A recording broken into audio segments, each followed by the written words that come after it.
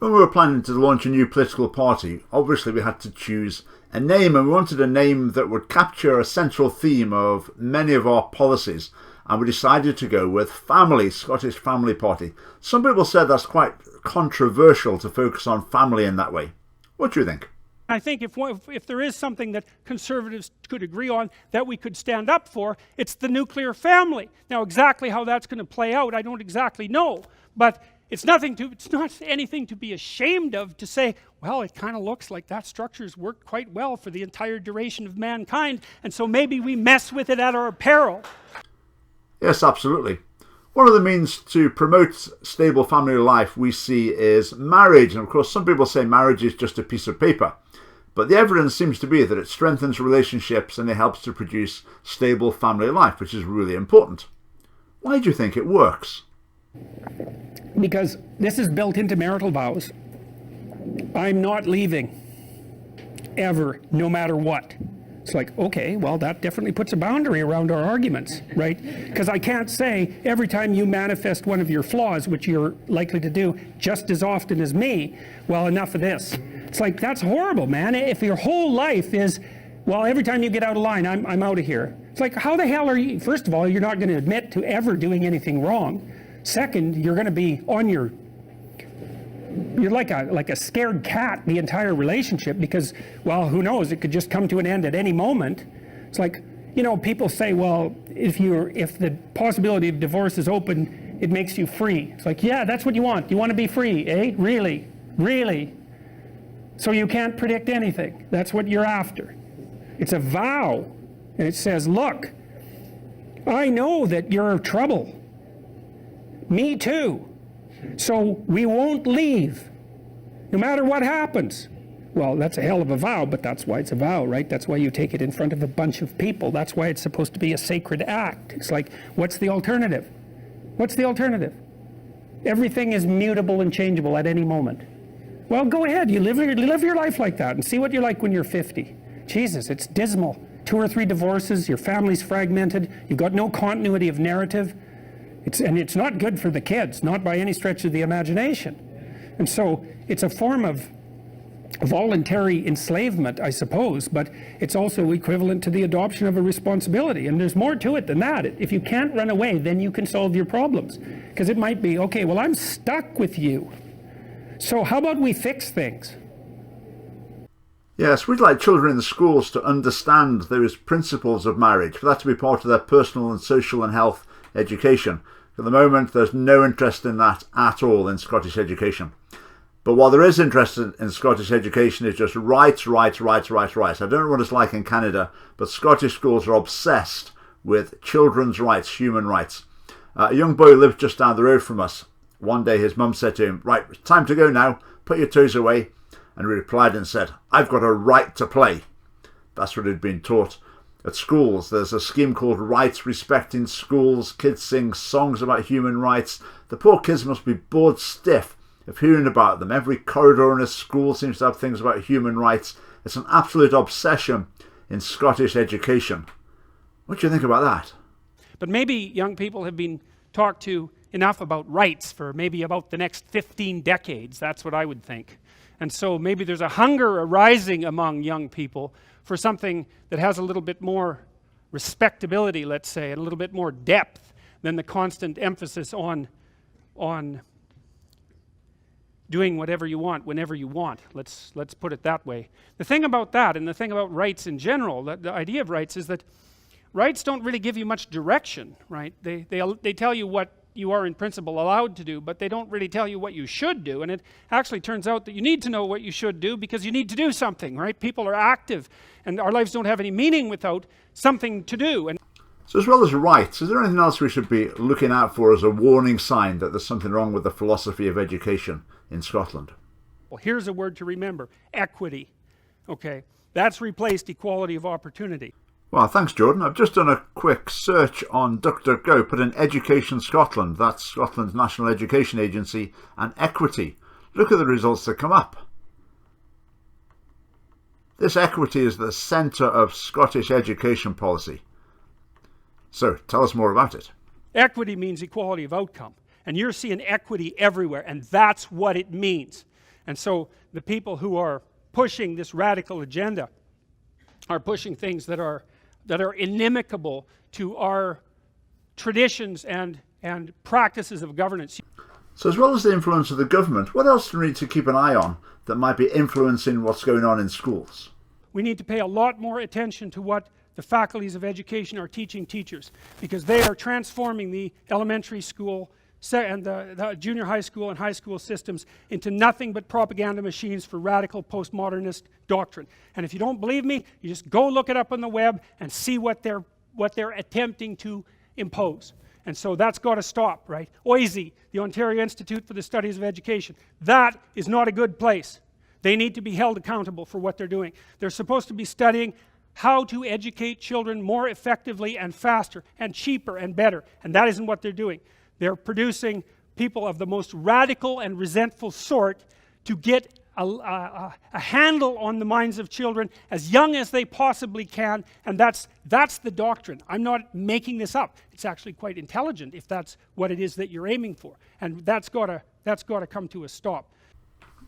Now, surely not. Surely teachers are not being trained and taught how to indoctrinate students. And even if they were, the institutions doing that wouldn't be open about it on their websites, would they? Go and have a look at some. Well, let's have a look who we've got here. Professor Rowena Arshad, Chair in Multicultural and Anti-Racist Education, Head of Murray House School of Education. That's the teacher training institution attached to Edinburgh University. Let's see what she's got to say. Right, she's been given an OBE. Right, so GTC Scotland Professional Values place social justice as core. GTC Scotland is the professional body for teachers. So this political philosophy is at the core of being a teacher in Scotland. We need to understand that inequalities have a history. How society has been organised over hundreds of years impacts on us today. For example, colonialism has ensured race has been used as a concept to decide who is seen as part of us and who is not.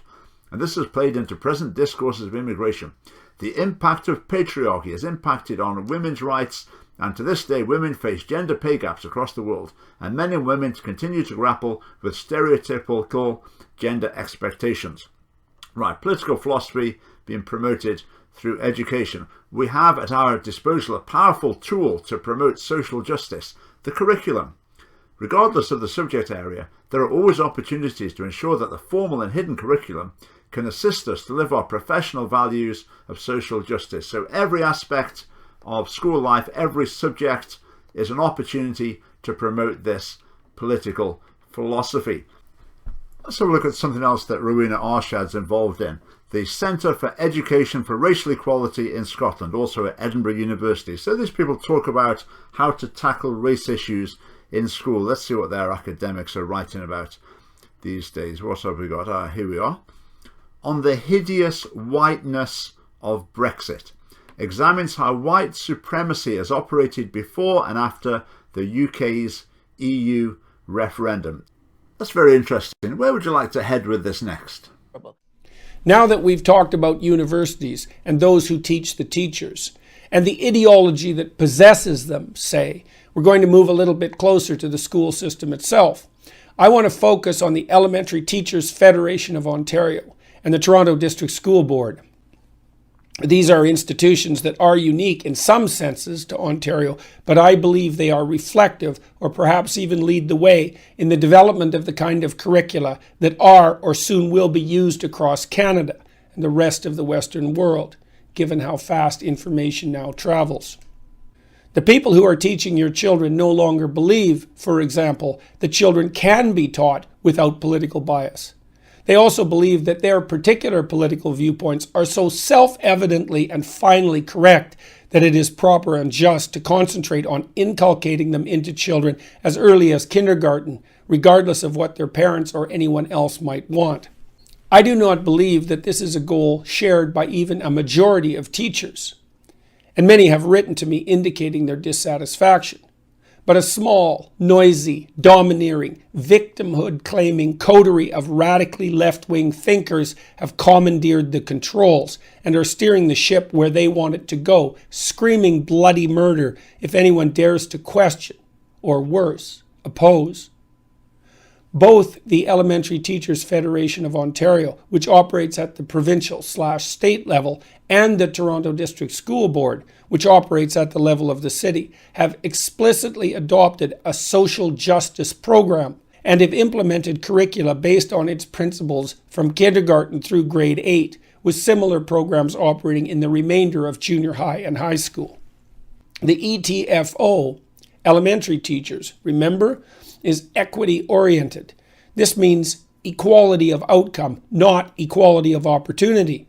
And that is a radical left-wing, even Marxist goal. They describe their own organization as a, quote, social justice union, end quote, and have produced educational material aimed, in their own words, at fostering a climate of social justice in Ontario. This material is part of the Social Justice Begins With Me initiative. The ETFO, Elementary Teachers Federation of Ontario, claims furthermore that the education system is a key means of delivering messages around inclusion, diversity, and welcoming environments. They have developed a curriculum of children's literature aimed at delivering precisely this message, thus bending art, as ideologues always do, to the purposes of propaganda, justified by their belief that their ends justify their means. The Social Justice and Equity Project encompasses all elements of the curriculum, including language arts, mathematics, science and technology, and the arts. So what's the way forward? I mean, the longer term, obviously we want to replace the politicians who are driving this agenda. What can be done in the shorter term? Many people have already discussed with me their intent to pull their children out of the public education system because of this transformation. But that is not the proper solution. The system belongs, after all, to the parents and children who use it, and it is not right that any faction bends its function to their own use. So, I'm going to recommend something radical. And the faculties of education, most specifically, are occupied by radical left neo-Marxists who will stay in their positions for decades into the future. The corruption that characterizes their academic practices has spread widely into the general culture, political and corporate as well as educational, although it is only the latter that concerns us at the moment. I think the only real hope of forestalling further deterioration of the sort that would require, for example, large-scale exodus from the public school system, which I think is inevitable if present trends continue, is for the users of such systems, school children and young adults and their parents, to put a stop to its politicization. We have now reviewed evidence indicating widespread ideological corruption at the level of the professoriate, administration, university department, university, and higher education systems in general, as well as a refusal to admit to that corruption and a proclivity to name-call, deride, shame, and protest when such issues are brought to light. Such corruption particularly, although not uniquely, typifies the faculties of education, where those who teach your children are in turn taught. Because of this, the public education system has become politicized, and that politicization is broadening and deepening, presenting social danger in the form of the involuntary indoctrination of children, and compromising the proper function of public education itself, which is the creation of autonomous, self-governing, free-thinking individuals. So I am recommending the following concrete actions. More directly, I think students should, with the backing of their parents if possible, leave their junior high and high school classes if any of the following topics arise. This means they should stand up, note their objections to the content. This sounds like indoctrination to me rather than education, so I'm leaving, and then leave. Perhaps they could encourage a classmate/friend to videotape their actions and post it on YouTube. It wouldn't take very many students performing such an act to produce a very powerful effect, and it is certain that many who won't have the courage to do so will agree secretly that such action was necessary. Here are the topics I regard as indicative of indoctrination rather than education. Diversity. inclusivity, equity. Conveniently, these form the acronym DIE, which is exactly what the philosophy underpinning their grouping and use should be encouraged to do. White privilege, systemic racism, gender. I'm not claiming that there is nothing to be learned about such topics or even that they shouldn't be discussed. What I am saying is if they are brought up in an elementary, junior high, or high school classroom, the odds are very high that the lesson to be learned will be one driven by ideological/propagandistic concerns rather than one aimed at the inculcation of knowledge, wisdom, or skill. There will be mistakes made with such an approach. Some who discuss issues such as inclusivity and equity are going to be more reasonable than others. But that does not change the fact that the philosophy driving the pushing forward of such topics is essentially ideological and propagandistic. So I think such active resistance will get the point across very effectively. It is too bad that it has come to this, but in my opinion, it has. Think long and hard about it. My feeling is this: if effective action is not taken now to counteract the politicization of the public school curriculum, the need for such action will merely increase, and it will take much more to forestall the process later. That's quite a radical proposal. Perhaps at some point in the future the Scottish Family Party will consider that. Now, what about the universities? The humanities as they stand, broadly speaking, geography, history, languages and literature, gender studies, cultural studies, as well as many of the social and applied sciences, anthropology, sociology, social work, as well as law. Law departments? Surely they don't get taken over by political activism. I better do a quick spot of research. Let's see what's going on at Edinburgh University. So the project we're working on is called the Scottish Feminist Judgments Project. It's one of a number of projects that have been done across the world which take key judgments from that jurisdiction and rewrite them from a feminist perspective. Okay, it looks like you're right. I mean, the very fact that there's a professor of feminist and queer legal studies is all we need to know. We don't really need to listen to what she's got to say. On you go. And the faculties of education, most specifically, are occupied by radical left neo-Marxists who will stay in their positions for decades into the future. The corruption that characterizes their academic practices has spread widely into the general culture, political and corporate as well as educational. Professor Peterson, that's fair enough, but sometimes I've heard you describe these academics in universities as Marxists. Surely you're going over the top then, you're exaggerating. They're not, they may be biased, but surely they're not Marxists. Oh. This is from the Centre for Education for Racial Equality in Scotland, who influence what goes on in schools. This is at Edinburgh University. We draw from a range of theorists, such as Marxism. Well, Marxism isn't a theorist, but anyway, they mean we draw on a range of theorists such as Marx, the Frankfurt School, cultural Marxism, critical race studies, feminist theory, post-colonial writings and queer theory, and also looking at intersectionality. Oh, it seems maybe you weren't exaggerating after all.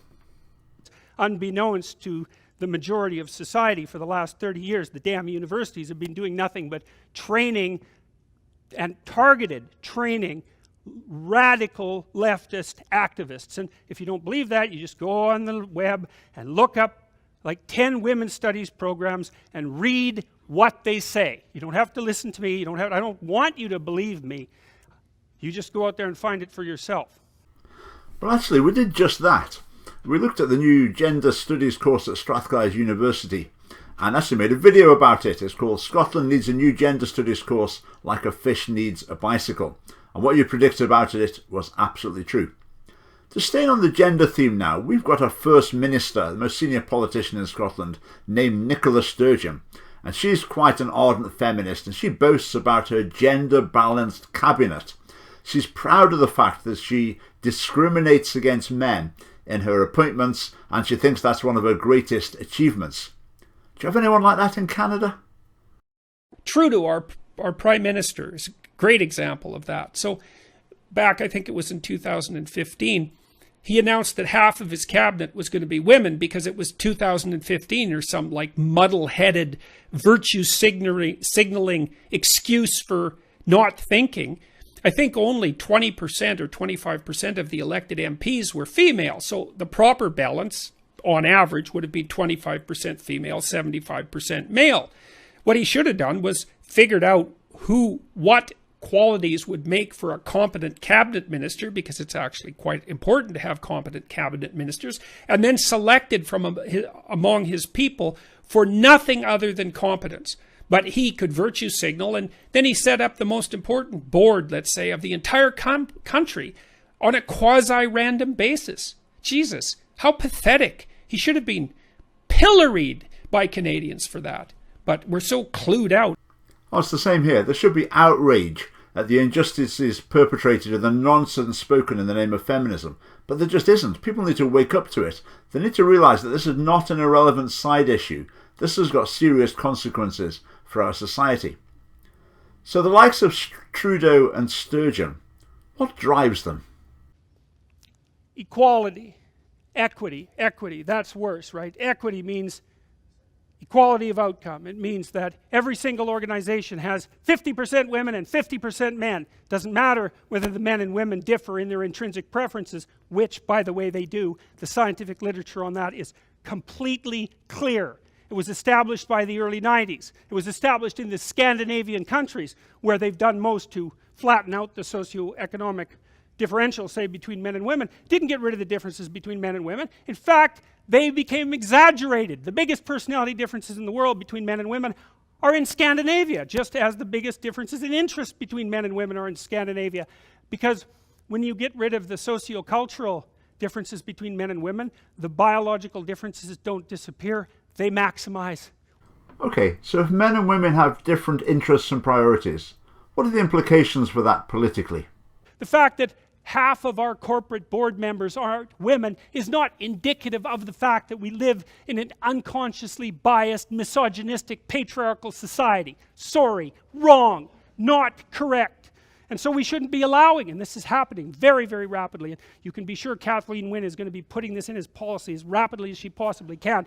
Oh, Nicola Sturgeon as well. These equity demands to ensure that there's proportional representation of every gender, every sex, every race, every ethnicity at every level of every organization. It's like, really? We're going to do that by governmental fiat? It's like, that's not a society I want to live in, I tell you. And I'm quite certain that if you lived in that society for any length of time, you'd learn very rapidly that it isn't a society that you'd want to be part of either. Thanks, that's very interesting. Here's a couple of sections from our policies. Our nation is founded on values and principles that have made it prosperous and free. It's our responsibility to pass on these benefits for our children and grandchildren. And then with regard to immigration, we say this: the bigger the cultural gap, the more of a challenge integration will be. This factor should be considered when making decisions about immigration. What are your thoughts in this area? The fundamental assumptions of Western civilization are valid. How about that? You know, it's not... You think it's an accident? Oh, here's how you find out, okay? Which countries do people want to move away from? Hey, not ours. Which countries do people want to move to? Ours. Guess what? They work better. And it's not because we went around the world stealing everything we could get our hands on. It's because we got certain fundamental assumptions right. Thank God for that. After thousands and thousands of years of trying. And because of that, we've managed to establish a set of civilizations that are shining lights in the world. Limits on immigration are also reasonable. Well, we need to figure out what those limits are. And that's what the bloody political dialogue is for. But the fact that it should be limited to some degree is also reasonable. Otherwise, why not just open the borders and let everybody come in? Well, the reason you don't do that is because a complex system cannot tolerate extensive transformation over too short a period of time. I've been thinking about this a lot lately. It should not be assumed that citizens of societies that have not evolved functional individual rights predicated polities will hold values in keeping with such polities. So we could say, look, there are a lot of countries in the world that are not governed well. the vast majority of them, right? And they've been not governed well forever. And to me that means that there's something wrong with the values that are held collectively by the people who've established those polities. Well, you shouldn't be naive and assume that merely because you move them to a new country, they're going to let their innate democratic longings flourish. It doesn't work that way.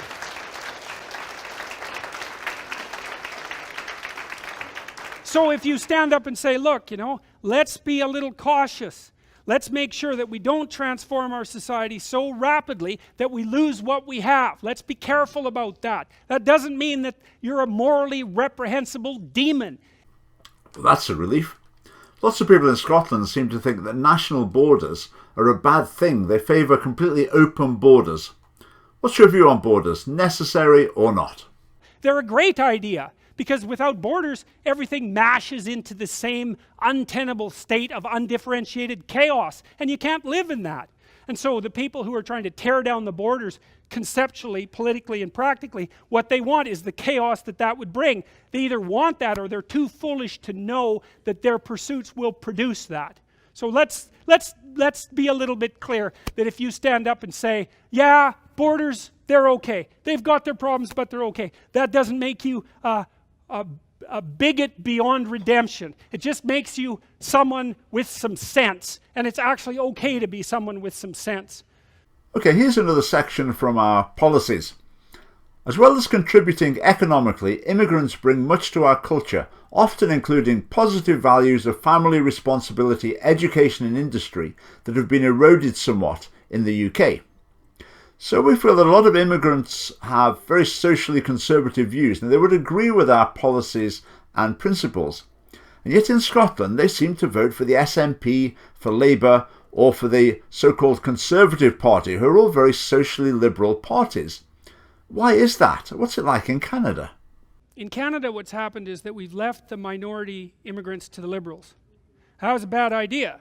Now the reason for that is because the Liberals have a more liberal immigration policy and a lot of them are like really, really, what would you say, grateful to the Liberals, often to Trudeau personally, I mean the older Trudeau personally, because he opened the door and let them in. And it's hard to shake that. But here's something that's very cool for conservatives to know.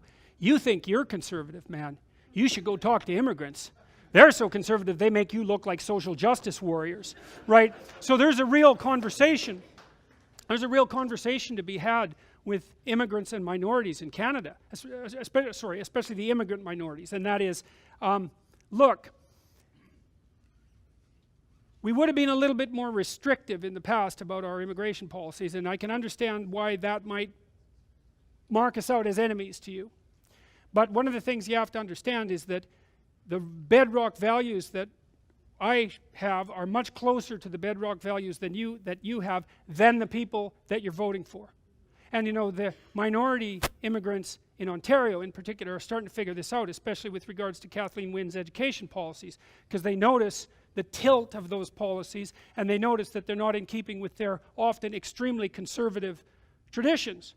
And so I would say the right thing for conservatives to do is like start telling the minority immigrants that you're actually their friends.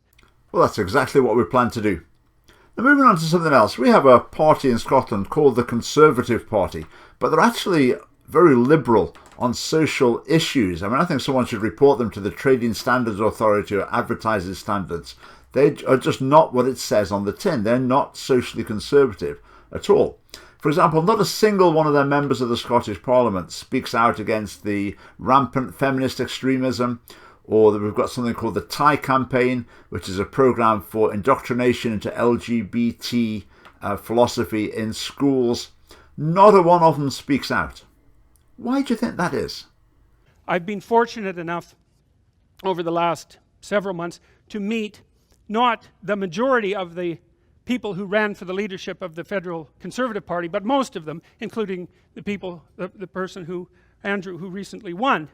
And they all told me the same thing, which was also interesting, was that the Conservatives were afraid to be conservative, and for exactly the same reason. They were afraid that if they put forward valid conservative perspectives, that they would be isolated and mobbed and taken down. And And that made them censor themselves and not be willing to speak up. And I thought, and I told each of them when we discussed this, the same thing was, if you guys are afraid to talk, you've already lost. You might as well just pack up and go home. It's done. Oh, absolutely. What's the point of being a politician if you don't speak the truth, if you don't stand up for what you believe is right? I just think you're in the wrong job. Now, Conservative members of the Scottish Parliament, they all seem to keep their heads down, but that's the way they get into that position in the first place. In order to get through to be a candidate, you have to have avoided controversial statements. You have to have been pretty bland and avoided saying things that would challenge the consensus in the Scottish Parliament. Now, if you put me in the Scottish Parliament and said, we'll give you £1 million if you can get through a whole year without saying something that would be seen as outrageously controversial and would shatter the cosy consensus in Holyrood, I just wouldn't be able to do it. I wouldn't be able to last a week without saying what I really think. And yet lots of Conservative MSPs seem to be able to last a whole career. Is that when the Conservatives are saying, well, you know, especially when they're perhaps thinking about leading the damn party, let's say, that they're worried about speaking their mind in a conservative manner, that's just not a good thing. That means that something's gone wrong with our political system, and seriously wrong. Yes, I'd say the situation's even worse here. I mean, our leader of the Conservative Party doesn't speak out about things, but it's not because she's scared. It's because she hasn't got a Conservative bone in her body. And the same would apply to about half of the Conservative MSPs. They just swallow the social justice philosophy hook, line and sinker. And the ones who don't just keep quiet. I mean, in Canada, do you have Conservative politicians who actually oppose Conservative principles, who will actively vote against them? For example, the proposed law about transgender pronoun use that you opposed, I mean, what's happening with that? Bill C-16, which, by the way, the Senate just passed, right? Half the Conservatives voted for it, despite the fact that the Justice Minister was presented with an amendment that clearly indicated that Bill C-16 would not infringe upon free speech and refused to consider the amendment. So that's where we are. There's compelled speech is now the law in Canada. It isn't yet, but it's going to be very soon. And half the Conservatives voted for that damn bill. The attitude among Conservatives at the provincial party seems to be something, well, let's just let's go cluster in a corner and not do anything too stupid, because maybe she'll burn herself out so badly that we'll just win the next election and we won't have to, you know, do anything that will put us at risk. And I'm not being cynical about that. I can understand the utility of that policy, although I think it's a bad policy. And I think it's a bad policy because there are some things that seriously need to be said. It would also send a message to the centrists, who should actually be occupying the positions of power in the Liberal Party, that if you allow yourself to be taken over by a radical fringe, you're going to get decimated at the polls. So, you know, that might be an exciting message to sell young people. Get out there, knock on some doors. See if you can take the social justice warriors out at the top before they do more damage than they've already done. She's got another year to do plenty of damage, and you can be sure that she's going to do plenty more damage in that year. Yes, in Scotland, all parties have adopted this progressive, secular, social justice mindset, and in doing so, they've lost contact with a huge section of the population. For example, in primary schools in Scotland, kids have been told they can choose whether or not they're a boy or a girl. How many parents actually want that? A huge number would be concerned about that, and they would vote against it if they had the opportunity. But at the moment, these parties are not paying the price at the ballot box because there's not a credible alternative. And it's our mission to change that and become the credible alternative, but for people to express their frustrations at the way the mainstream parties are going. Now, I hope that many people who watch your videos, Professor Peterson, in Scotland, avidly cheering you on, I hope they don't go for 3.5 years enjoying your videos and then go into the polling booth in 2021 and vote for a party that will just maintain the status quo. Because if they do that, nothing's going to change. If you want to keep up to date with our analysis of Scottish politics, subscribe to us on YouTube, follow us on Facebook, or if you'd like to get involved and support us, go to our website and join us. Thanks for watching.